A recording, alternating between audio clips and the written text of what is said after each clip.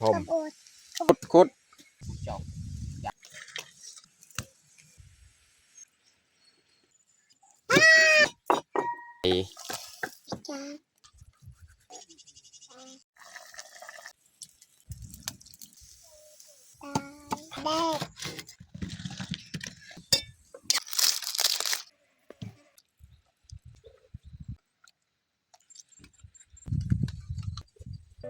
อย่าลืมกดไลค์กดแชร์และกดติดตามเด้อพี่น้อง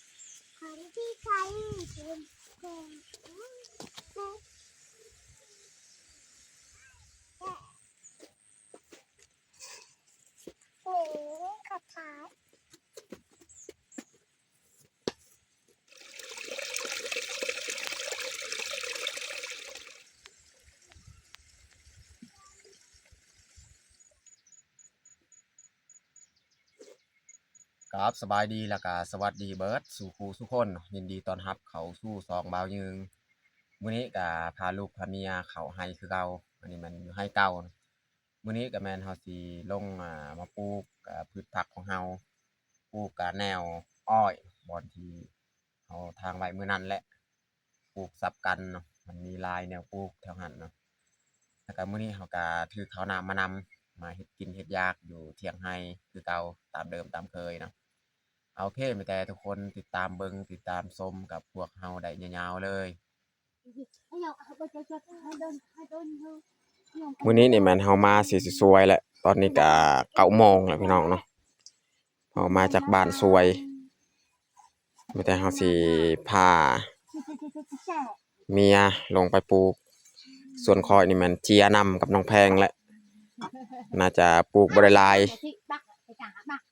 เพราะน้องแพงตื่นเลยนี่เมื่อกี้นี่มาทำอิฐนี่ยังนอนเดี๋ยวนี้น้องแพงตื่นแล้วแต่เฮาสิลงไปปลูกเลยเมียปลูกแล้วค่อยก็ปลูกนำแต่ว่าค่อยน่าจะบ่ปลูกหลายเพราะเจียน้องแพงนำมันขา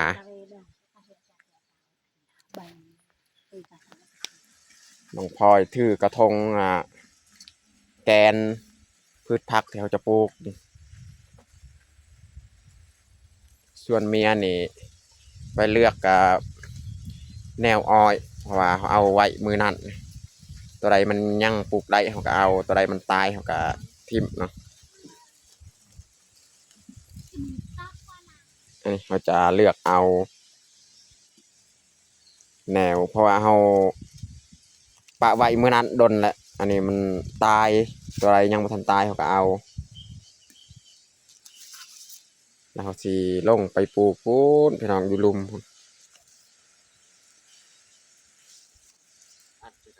เจ้า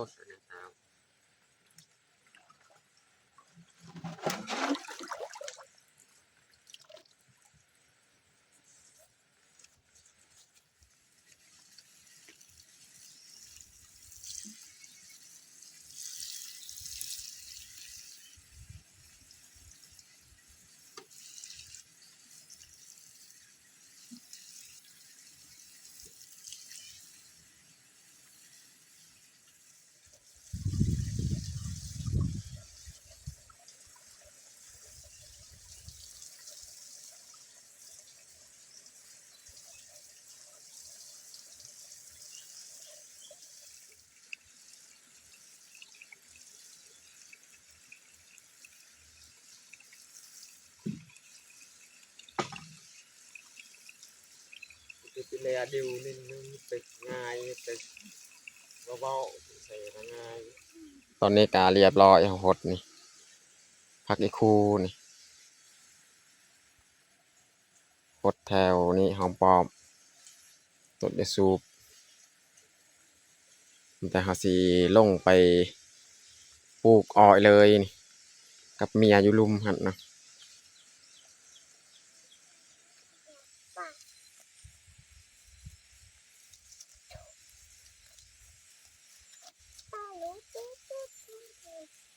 นี่ต้นกล้วยเขาปลูกเมื่อนั้นนะพี่น้องเลยนี่มันเริ่มปงแล้วนี่ต้นกล้วยนี่แหละแนวอ้อยที่เราเลือกเอามาปลูกเนาะ vai em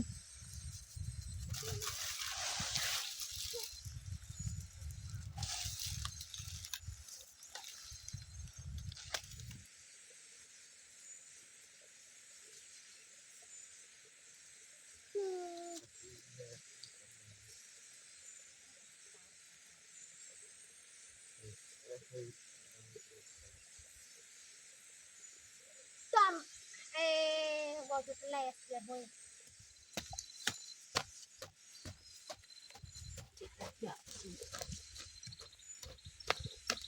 มันยังเป็นรถแต่จำไม่จำเจ็บยังจะนั่งนี่ตัดโซมันหลอก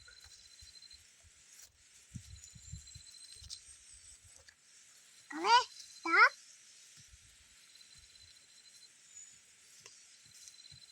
ไปเป็นติ๊กเนี่ยตัด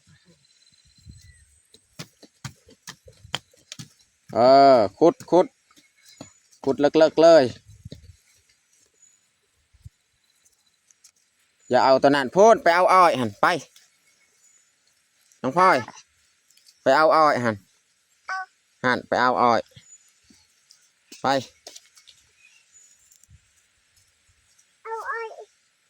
บ่แม่นนี่ตัวนี้นี่ตัวหัน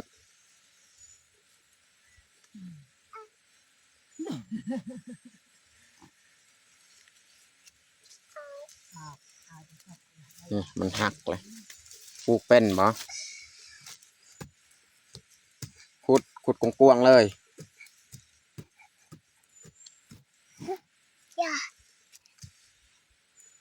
เฮ้ยดอกอะไรเปรี้ยวจักเลยปลูกเจ้าเดี๋ยวกันเอายังไม่รอด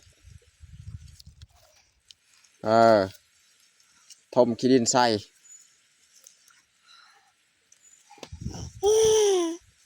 สิได้กินอ้อยบ่แบบนี้น้องพลอยปลูก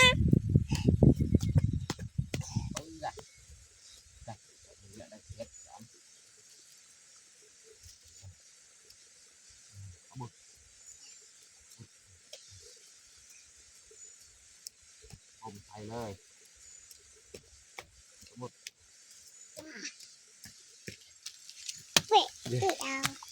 กระบุด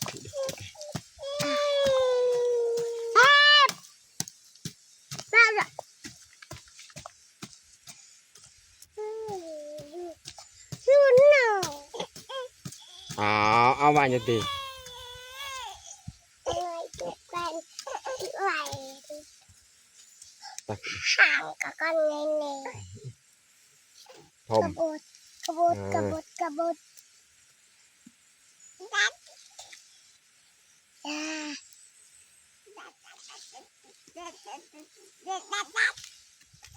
ตอนนี้กะเฮาสิพักเที่ยง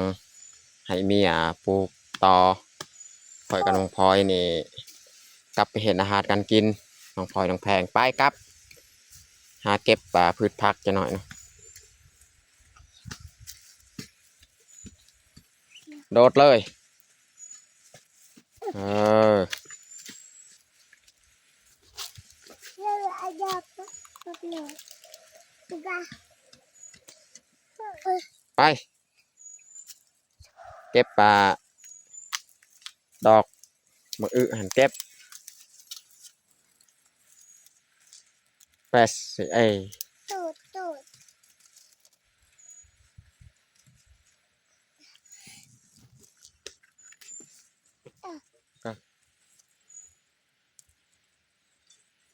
้องพลอยเก็บพริกน้ำ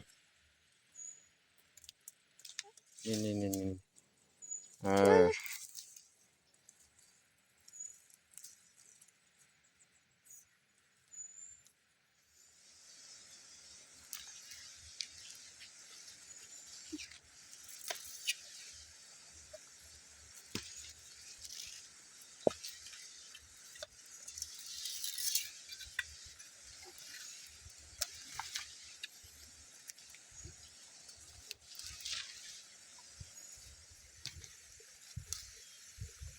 น้องพลอยเก็บผักกูดหันเก็บเลยหันอยู่เทิง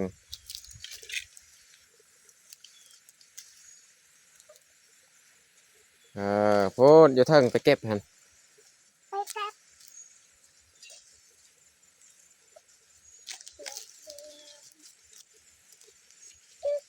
ตึงกระจายก็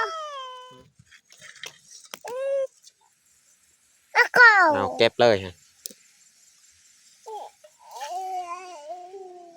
อยู่นี่มักอึกะแตกอยู่แตกหนอแตกใบ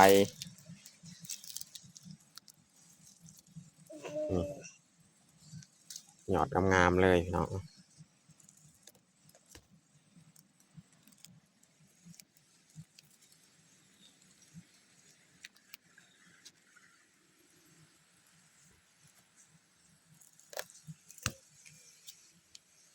หยอดมักอึ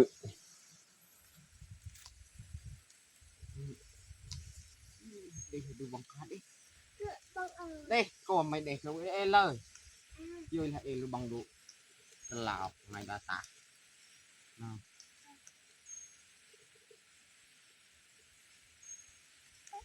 อย่า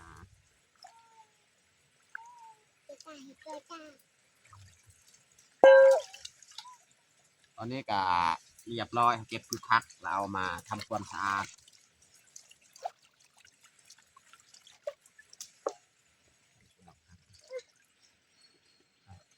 เราดึงไปเลย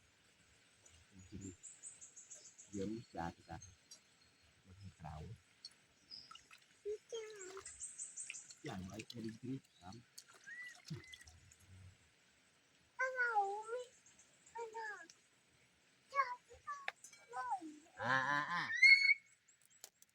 ตอนนี้ก็เรียบร้อยล้างพืชผักเนาะสีเกี่ยมเฮ็ดอาหารเที่ยงเลยอย่าเล่นน้องแพงดังจะหับเราหน่อย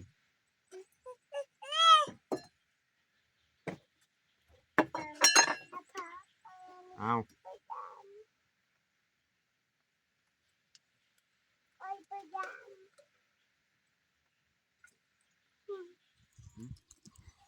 นี่แหละสินมูนะพี่น้องเนาะเอามาย่างสินมูนี่แล้วก็ส่วนผักที่เราเก็บไปนี่แม่นเราสีแกงใส่สินไก่แห้งนี่สินไก่แห้งที่พี่น้องแบ่งมาให้เขาย่างเรียบร้อยเนาะแล้วเขามาแกงใส่ผักอันนี้เนาะส่วนนี้มันสินมูเราสีมาปาดแล้วก็มาปิ้งเอาอันนี้เขาสีเฮ็ดแกงก่อนพี่น้องเนาะแล้วก็ปิ้งซีนนำจะหน่อยเนาะก็ไม่ต้องไปจ่ายนกดักเจรตับดักกระเต่าดักราวไตเป็นไง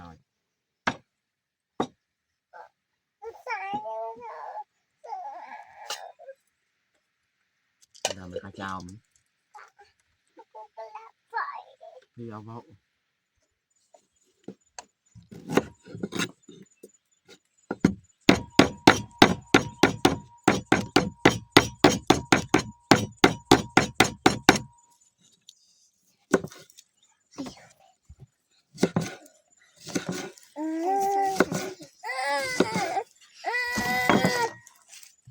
เอาวานจะดี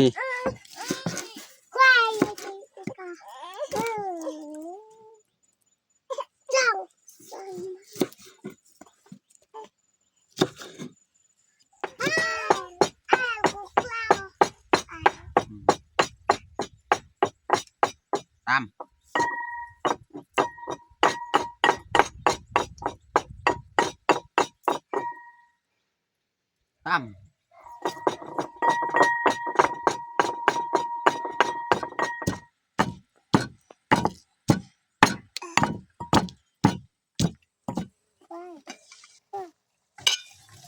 น้ำกับฟดเรียบร้อยบัดนี้เราสีมาใส่เลยเนาะพี่น้องเนาะ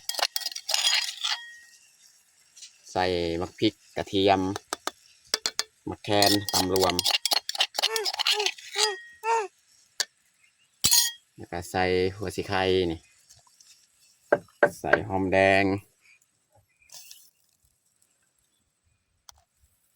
แล้วก็ใส่ใบขี้หูดแล้วก็ใส่ซีนไก่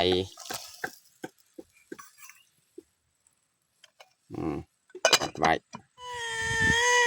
นี่น้องพลอยเอามาสลีเอาไม่ไหม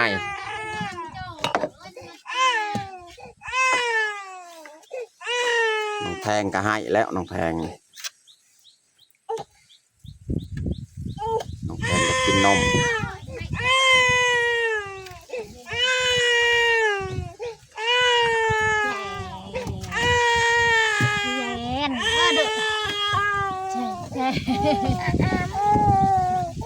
อ้นแอนนกอ้นแอน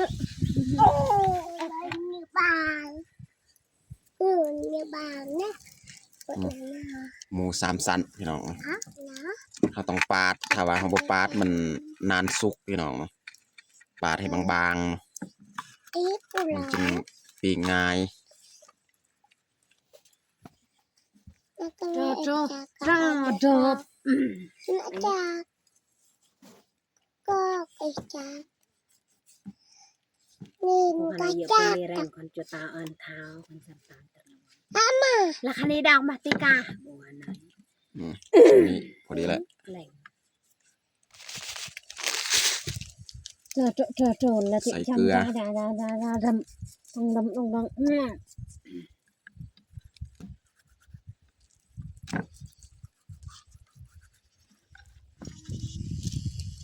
ลมแห้งพี่น้อง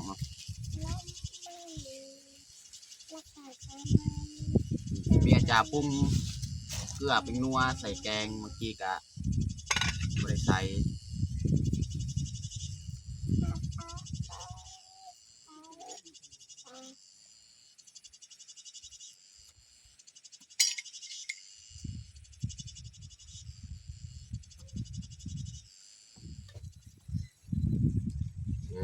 เรียบร้อยพี่น้อง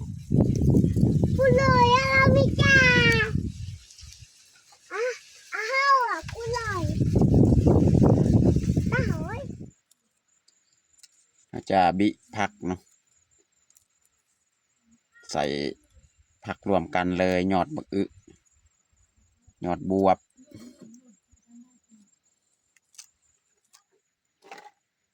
บัดนี้เขาสิใส่ผักเลยพี่น้องเนาะ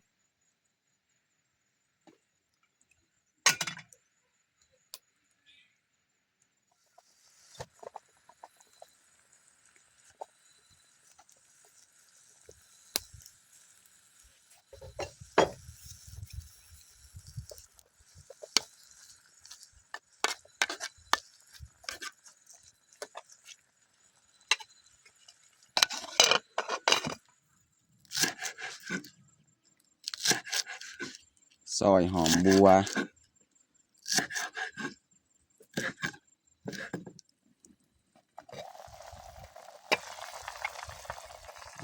พี่น้อง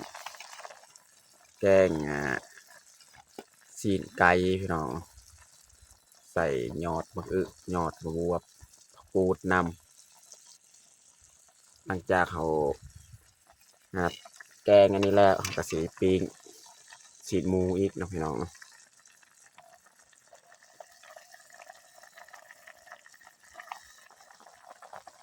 สุดท้ายนี่เราจะใส่หอมบัวเลย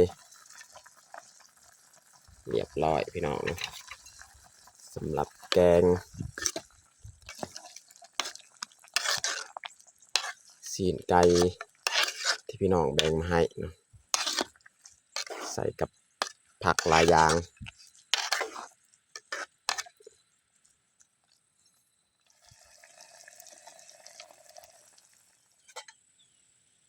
ตอนนี้ก็สุกเรียบร้อยพี่น้องเนาะแกงของเรา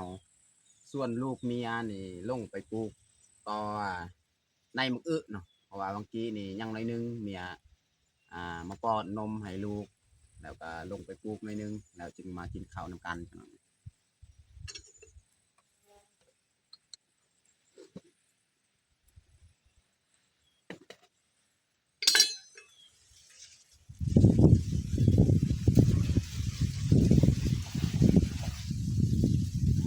ล่มมื้อนี้เนาะ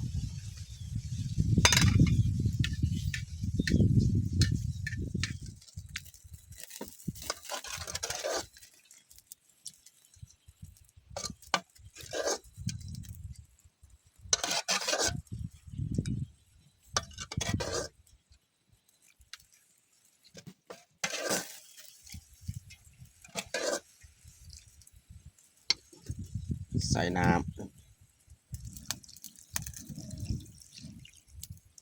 เรียบร้อยพี่น้องเนาะแกงซีนไก่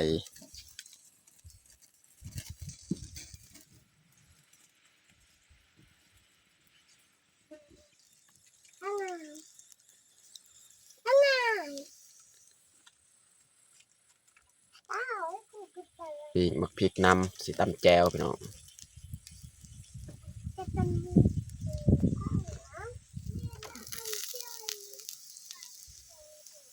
ตอนนี้ก็ไก่สิสุกแล้วพี่น้องเนาะปีกซีนหมูของเฮามีทั้งนังเผาสาลีไปนำเลยพี่น้อง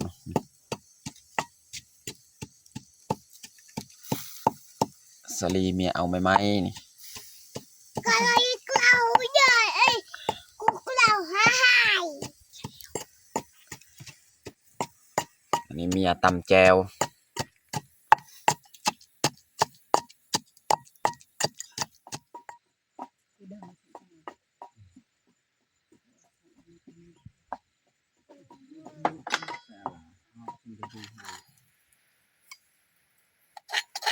แจวพี่น้องจากนั้นเราก็ใส่น้ำอีก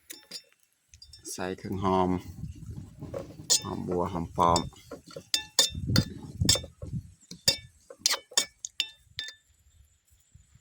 ตอนนี้ก็สุกเรียบร้อยพี่น้อง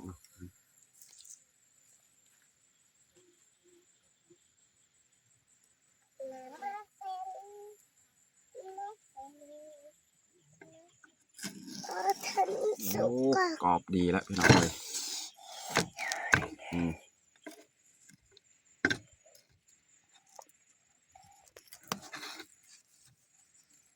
โอ้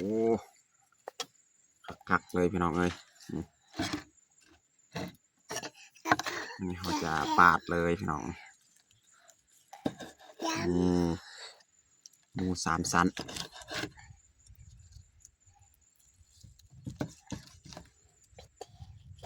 พี่เต้าคือแดกมาทำนี้สุดยอดเลยพี่น้องนี่สิลองหั่นนั่งมันก็กรอบดีแล้วพี่น้องเนาะ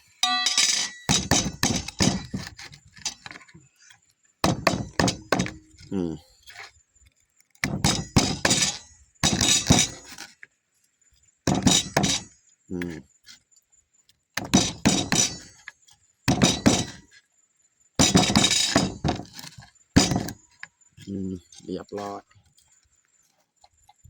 ตัวนี้นี่จับเอาเลยมันฮอตเมื่อกี้เรียบร้อยพี่น้อง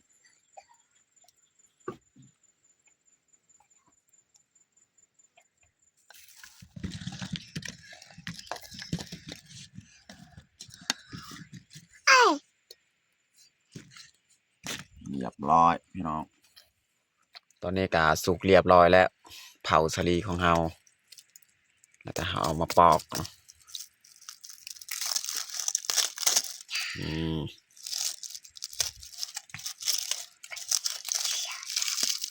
จ้าอมอันเป็นอมกูจ้าอันเป็นกูจ้าอม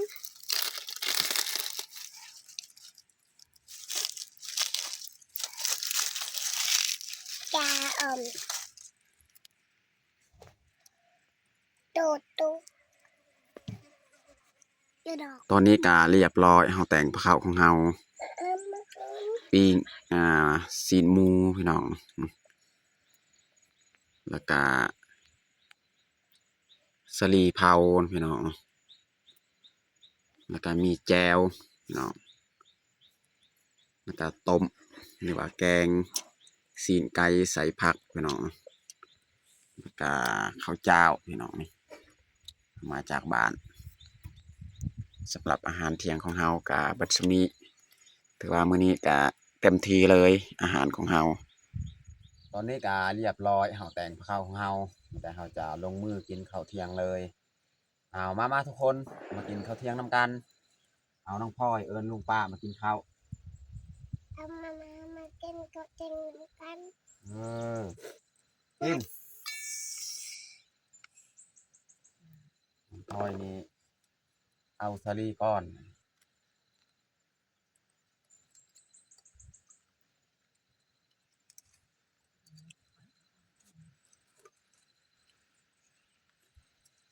พอน้องพ่อยนี่กินข้าวก้อนแล้วบางทีก็เลยเอาแต่สาลี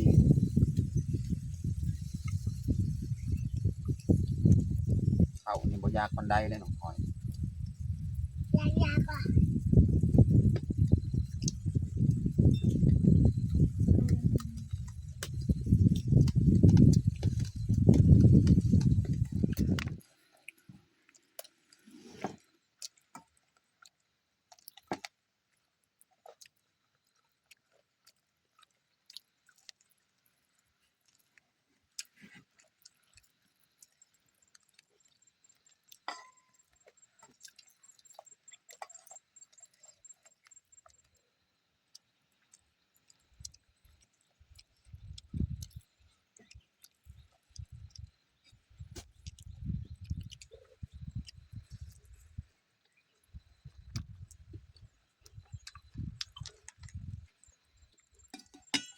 จะหัก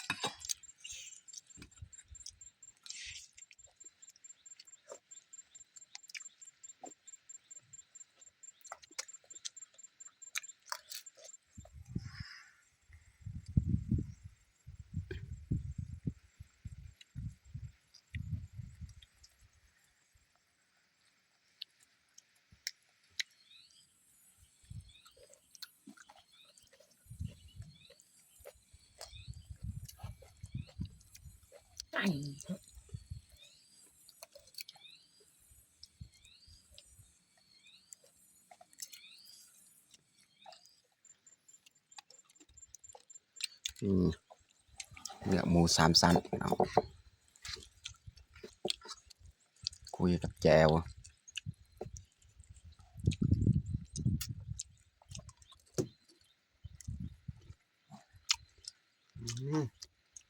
สุดยอดเลยพี่น้องนุ่มดี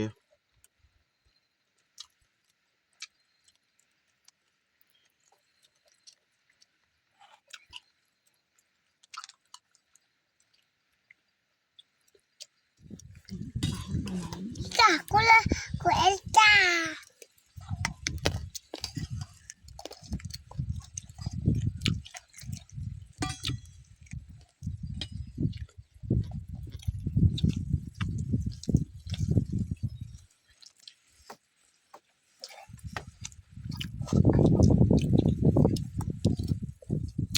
นังกรอบมันพี่น้อง ตาดู